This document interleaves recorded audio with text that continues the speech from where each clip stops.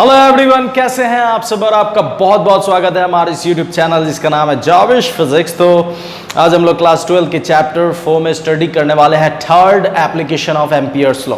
इससे प्रीवियसली हम लोगों ने सेकंड एप्लीकेशन मतलब सोलेनॉइड और स्ट्रेट वायर की वजह से मैग्नेटिक फील्ड निकाला था एम्पियर्स लॉ का, जो कि एप्लीकेशन था। फिर उससे प्रीवियसली हम लोगों ने बायोट-सावर्ट्स लॉ को स्टडी किया, उसके एप्लीकेशन को समझा। तो चैप्टर 4 के हर एक लेक्चर का एक कंप्लीट प्लेलिस्ट बना है जिसका लिंक आपको डिस्क्रिप्शन बॉक्स में मिल जाएगा या फिर यहाँ आई बटन पर मिल जाएगा, तो आप जाकर देख सकते हैं और अपने नॉलेज को बढ़ा सकते हैं। तो चलिए शुरू करते हैं आज का लेक्चर, जिसमें हम लोग समझने वाले हैं टोरॉइड की वजह से मैग्नेटिक फील्ड कितना होगा उसके सेंटर या कहीं पर भी। ठीक है, तो सबसे पहले हम लोगों को समझना यही कि टोरॉइड क्या होता है। तो जो हम लोगों ने सोलेनॉइड के लिए कंसेप्ट किया था, तो सोलेनॉइड में क्या था कि हम लोगों ने एक तार को लेकर ऐसे लीनियरली उसे वाइंड करते हुए आगे बढ़ाकर ले गए थे। ठीक है, तो जो हम लोगों ने लीनियरली उसे वाइंड करके आगे ले गए, जो हम ले गए थे, तो उसी चीज को अगर हम ऐसे सर्कुलर शेप में टर्न कर दें तो उसका नाम क्या हो जाएगा, टोरॉइड। तो टोरॉइड और सोलेनॉइड में बस यही डिफरेंस है। जैसे ये सोलेनॉइड है, अगर इसके ऊपर वाइंड कर देंगे तो ये सोलेनॉइड हो जाएगा, लेकिन अगर इसे हम मोड़कर इस टाइप का बना दे, सर्कुलर बना दे, तो उसे हम टोरॉइड कहेंगे। तो टोरॉइड एक्चुअली में होता क्या है वो मैं फिगर यहां पर आपको बनाकर दिखा रहा हूं। ठीक है, सबसे पहले यहां पर हम लोग एक टोरॉइड बनाएंगे। ठीक है, तो टोरॉइड के लिए फिगर ड्रॉ कर लेते हैं ताकि हमें इजीली और अच्छे से समझ में आए। ठीक है, तो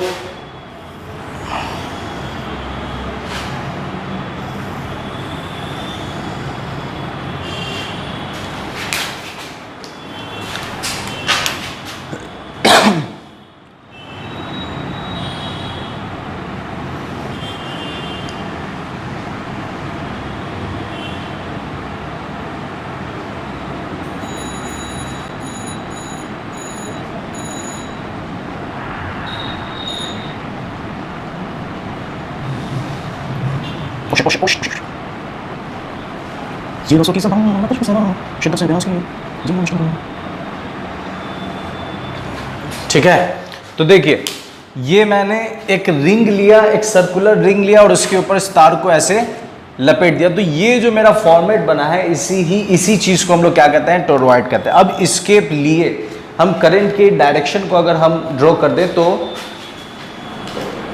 ठीक है, करंट की डायरेक्शन देखिए, अगर इस तरह से करंट इसमें फ्लो हो रही है, ठीक है, तो करंट इसमें जो आपको सामने दिख रहा है उसमें से करंट ऊपर की तरफ है, इस सारे में से करंट ऊपर की तरफ है, और जो अंदर है जो आपको विजिबल नहीं है उसमें करंट नीचे की तरफ। ठीक है, तो सारे में आई की डायरेक्शन को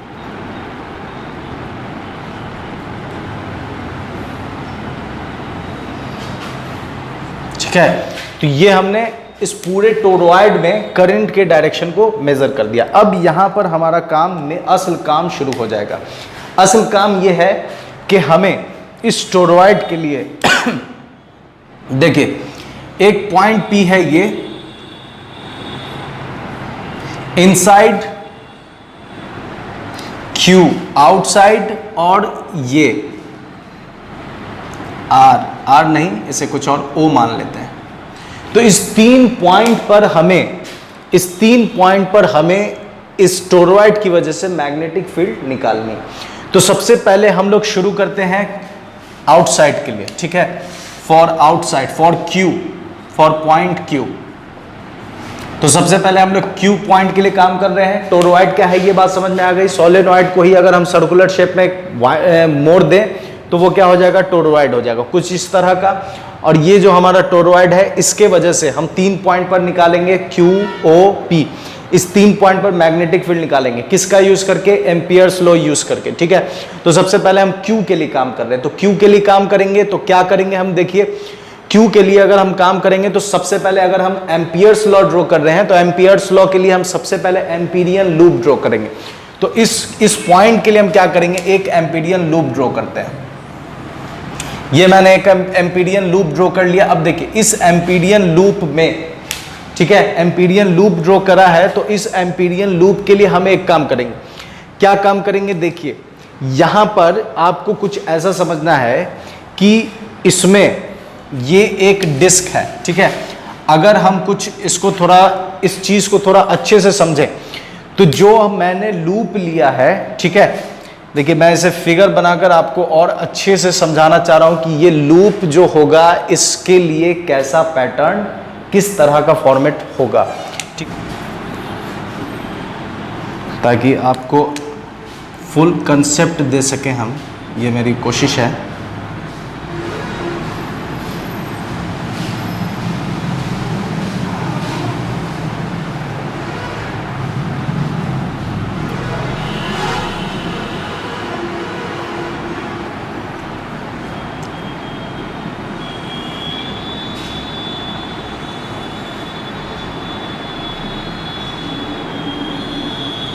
ठीक है, देखिए जब आप इसमें ऐसे लूप ले जाएंगे तो ये लूप कुछ ऐसा होगा, ठीक है, लूप ये है, ये लूप हो गया हमारा, ये लूप है, और ये जो है ये टोरॉइड का टर्निंग है, ये टोरॉइड। अब आप इस पर ध्यान दें तो इसको जैसे मान लेते हैं, फिर से बहुत अच्छे तरीके से समझना है, यही मेन पॉइंट है। जैसे ये हमारा टोरॉइड है, ठीक है, ये ऐसे घुमा हुआ है, ये टोरॉइड का ये वाला हिस्सा है, ठीक है। अब जब हम इस पर, ठीक है, जब हम इस पर ये लूप डालेंगे तो यहां इमेजिन कीजिए कि मेरे दोनों हाथ के बीच में एक प्लेट है, ठीक है, मेरे दोनों हाथ के बीच में एक प्लेट है। तो अब यहां पर ये प्लेट हम ऐसे डालेंगे तो ये दोनों, मतलब कि ये जो लूप है, ये जो सिलेंडर है, इस सिलेंडर को इक्वल और अपोजिट पार्ट में काटेगा। देखिए और बेहतरीन तरीके से हम कोशिश कर रहे हैं ताकि आप समझें। मैंने क्या कहा था, टोरॉइड क्या है, सोलेनॉइड। सोलेनॉइड को जब आप घुमा देंगे तो ये टोरॉइड हो जाएगा, ठीक है। तो हम टोरॉइड को वापस सोलेनॉइड बनाते हैं। तो टोरॉइड को जब हम वापस सोलेनॉइड बनाएंगे तो ये कुछ इस तरह का होगा। इसको बीच से कटिंग कर दीजिए, तो बीच से जब आप कटिंग करेंगे तो कुछ इस शेप का आपको मिलेगा। बीच से जब आप कटिंग कर देंगे कुछ इस शेप का मिलेगा, और फिर नीचे इस शेप का मिलेगा, ठीक है। तो यही वो चीज है। इसके बीच में हम क्या कर देंगे, इसके बीच में हम क्या डाल देंगे, प्लेट डाल देंगे। इसी चीज को आप ऐसे घुमाकर इमेजिन कीजिए तो आपको समझ में आ जाएगा कि ये एक्चुअली में क्या है। बताने का मकसद ये है कि जब आप इस पर ऐसे प्लेट डालिएगा तो होगा ये कि इसके ऊपर जो ऐसे टर्निंग वायरिंग किया हुआ है, ठीक है, तो इसके वायरिंग में देखेंगे तो कुछ में, ठीक है, ये जो वायरिंग किया हुआ है तो ये एक्चुअली में एक सिंगल वायरिंग,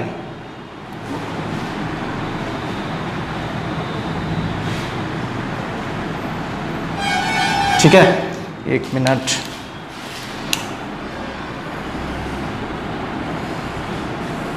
ठीक है। इसमें देखें अगर आप तो एक साइड, एक तरफ, एक हिस्से में ऐसे है और दूसरे हिस्से में, एक हिस्से में अगर ऊपर से है तो दूसरे हिस्से में नीचे से, ठीक है।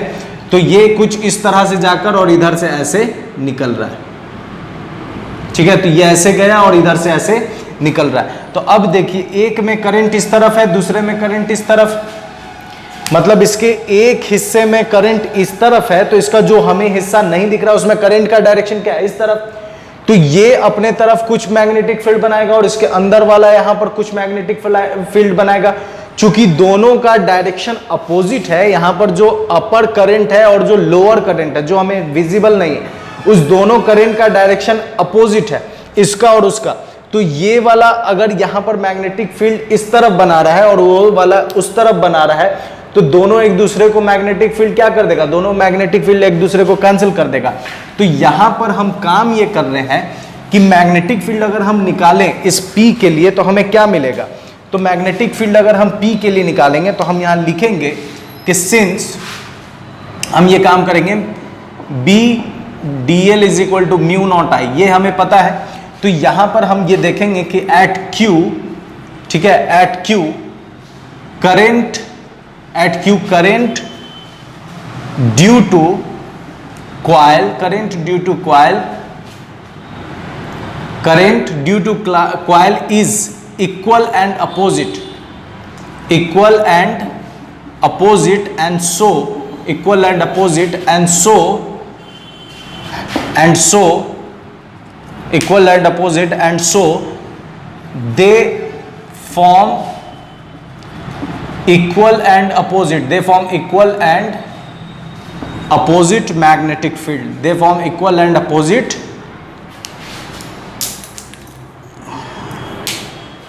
they form equal and opposite magnetic field at P at Q, therefore B is equal to 0। तो जब B ही यहां पर 0 हो जाएगा तो पूरे पॉइंट पर मतलब कि फॉर पॉइंट Q B कितना हो जाएगा, 0 हो जाएगा। बात समझ में आ रही है? तो outside the toroid magnetic field कितना हो जाएगा, 0। तो इस चीज को हम यहां पर लिख लेते हैं कि at Q B is equal to 0। Q पर B कितना होगा, 0 होगा। अब अगर हम बात करें P की, तो P के लिए भी हम एक एम्पीरियन लूप ड्रॉ करेंगे। तो जब हम P के लिए भी एम्पीरियन लूप ड्रॉ करेंगे तो P के लिए देखिए, P जो है वो कोई भी करंट इनक्लोज नहीं कर रहा है, तो इसके लिए भी मैग्नेटिक फील्ड कितना हो जाएगा, 0 हो जाएगा। तो हम लिख सकते हैं eight P B is equal to 0 since it encloses no current, ये कोई करंट इनक्लोज नहीं कर रहा है, इस वजह से मैग्नेटिक फील्ड कितना हो जाएगा, 0 हो जाएगा। अब हम आते हैं हमारा जो मेन पॉइंट है O पर। तो O के लिए भी हम क्या करेंगे, एम्पीरियन लूप ड्रॉ करेंगे। ठीक है, तो इसे इरेज कर देते हैं। किसके लिए, O के लिए। तो हम क्या करेंगे, O के लिए भी एक एम्पीरियन लूप ड्रॉ करेंगे। ठीक है, तो O के लिए एक एम्पीरियन लूप ड्रॉ करते हैं। ठीक है, अब O के लिए जब हम एम्पीरियन लूप ड्रॉ करेंगे तो फिर से वही कंसेप्ट आ जाएगा कि सबसे पहले हम काम ये करेंगे कि B की डायरेक्शन निकालने की काम करेंगे। तो यहां पर देखिए, ये जो कॉइल है इसके लिए B की डायरेक्शन इधर, और अगर हम यहां पर DL लें, ठीक है, ये DL लें तो इसकी भी डायरेक्शन क्या हो जाएगी, इस तरफ। यहां पर B की डायरेक्शन इस तरफ है और यहां पर जो मैंने DL लिया है उसकी भी डायरेक्शन इसी तरफ है, तो यहां पर थीटा कितना हो जाएगा, 0। अगर हम इस पूरे DL B और DL में बांट दे तो सब B DL के लिए थीटा कितना हो जाएगा, 0 हो जाएगा। ठीक है, तो अब यहां पर हम अगर काम कर रहे हैं किसके लिए, तो at Q for point O के लिए काम कर रहे हैं। तो O के लिए देखिए, क्लोज इंटीग्रेशन B dl, तो close integration B dl cos theta, तो क्लोज इंटीग्रेशन B dl और थीटा कितना हो जाएगा, 0 डिग्री। तो क्लोज इंटीग्रेशन B dl आ गया, तो B बाहर, क्लोज इंटीग्रेशन किसका, DL का। ठीक है, तो क्लोज इंटीग्रेशन DL, तो ये सारे DL को जोड़ते हुए जाएंगे, तो इस सर्कल का रेडियस अगर मान ले R है तो B कितना आ जाएगा, close integration B dot DL निकल कर आ जाएगा B और 2 पाई R। ठीक है, अब एम्पियर्स लॉ अगर हम लगाएं तो एम्पियर्स लॉ क्या कहता है कि एम्पियर्स लॉ कहता है close integration B dot DL, Ampere's law कहता है close integration B DL mu naught I। ठीक है, म्यू नॉट I। अब देखिए B DL कितना है, B into 2 pi R mu naught. अब यहां करंट की बात करें तो यहां पर देखिए कि करंट अगर इस पूरे इसका सरकमफ्रेंस कितना है, 2 पाई R, और इस 2 पाई R में नंबर ऑफ, जैसे हम लोगों ने काम किया था सोलेनॉइड में, यहां पर क्या था, N is equal to number of turns per unit length. ठीक है, और कैपिटल N क्या था, नंबर ऑफ टर्न्स। ठीक है, नंबर ऑफ टर्न्स इन जो वायर का, जो अगर मान लीजिए इसका सरकमफ्रेंस है तो यहां हम लिख देंगे 2 पाई R। ठीक है, तो n इज इक्वल टू क्या हो जाएगा, तो n इज इक्वल टू हो जाएगा n इंटू 2 पाई R। ठीक है, तो अब यहां पर हम फिर से I की जगह अगर हम काम करें तो I की जगह हम क्या लिख सकते हैं, ni number of turns into I, तो B is equal to B into 2 pi R हो जाएगा म्यू नॉट, और n की जगह हम क्या डाल देंगे, n इंटू 2 पाई R और I की जगह I। अब देखिए 2 पाई R से 2 पाई R कैंसिल हो गया, तो B की वैल्यू क्या निकल कर आएगी, म्यू नॉट NI। तो याद कीजिए सोलेनॉइड में भी यही रिजल्ट निकल कर आया था कि सोलेनॉइड के सेंटर पर जो मैग्नेटिक फील्ड होगा वो कितना होगा, म्यू नॉट NI होगा। ठीक है, तो म्यू नॉट NI होगा, तो यहां पर भी देखें म्यू नॉट NI है, मतलब यहां पर टोरॉइड हम लोग इसलिए बनाते हैं ताकि हम किसी मैग्नेटिक फील्ड को बांध के रखें, तो उसके लिए हम क्या करेंगे, एक टोरॉइड बनाएंगे ताकि ये मैग्नेटिक फील्ड इसी रेंज में क्या हो जाएगा, फंस कर रह जाएगा। ना इसके इधर मैग्नेटिक फील्ड है, ना इसके अंदर मैग्नेटिक फील्ड है, ये मैग्नेटिक फील्ड बस इतने ही दूर के अंदर है। तो magnetic field inside the toroid कितना निकल कर आ गया, mu not an I. Q पर कितना होगा, बी जीरो होगा, क्योंकि करंट का जो पैटर्न है वही आपको क्या करेगा, मैग्नेटिक फील्ड बनाएगा। तो करंट का पैटर्न इस तरह से है कि एक अपोजिट बना रहा है तो दूसरा उसके साइड में बना रहा है, जिससे दोनों एक दूसरे को कैंसिल कर दे रहा है। पी की बात करें तो ये करंट को इनक्लोज ही नहीं कर रहा है, आई यहां पर जीरो है, इस वजह से बी जीरो हो जाएगा।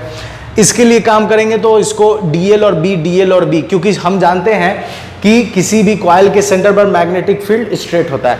तो अगर हम एक एक रिंग की बात करें तो उसके लिए बी स्ट्रेट और डीएल उसके अकॉर्डिंग हो जाएगा, उसके सपोर्ट में, तो इसलिए थीटा कितना हो जाएगा, जीरो हो जाएगा।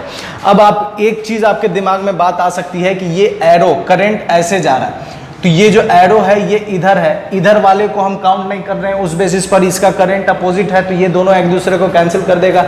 ये बात आपके दिमाग में आ रही होगी, लेकिन याद कीजिए बायोट-सावर्ट्स में हमने क्या कहा था कि ये जो करंट इससे थ्रेड करे हम उसी को लेंगे, इसके आउटर वाले को नहीं लेंगे।